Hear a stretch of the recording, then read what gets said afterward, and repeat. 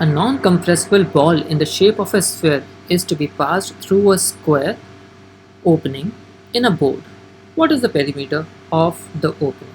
Alright, so let's quickly draw a spherical ball such as this. Let me quickly draw an opening, and since the opening is a square and I want to give it a shape such as this, let us say this is the square opening and the ball has to pass through this particular opening. Now the question is, what is the perimeter of the opening? Because it's a square, and if let's assume that the side is A, so we have to find out the perimeter of opening, which is equal to 4 times of A, because all the 4 sides of the square opening will be equal. Now the opening must have the length of the side which is either equal to or greater than the diameter. Only then a ball can pass through this particular opening. So it is entirely dependent on the diameter or the radius of this spherical ball. Now let's see the first statement, which says that the radius of the ball is equal to 2.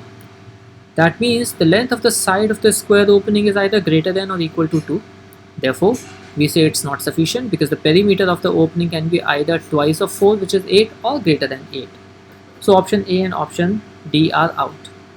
The second statement now says that the square opening is the smallest square opening through which the ball will fit, which means that's possible only if the length of the side of square is equal to the radius, is equal to twice the radius. And in the first statement as well, we need to notice that A has to be greater than or equal to 4. That means the perimeter has to be greater than or equal to 16. Now we know A is equal to 2R, but we do not know any value about the R or A. Therefore, the second statement alone as well will be not sufficient to answer the question. Hence, statement second alone is not sufficient. B option is out.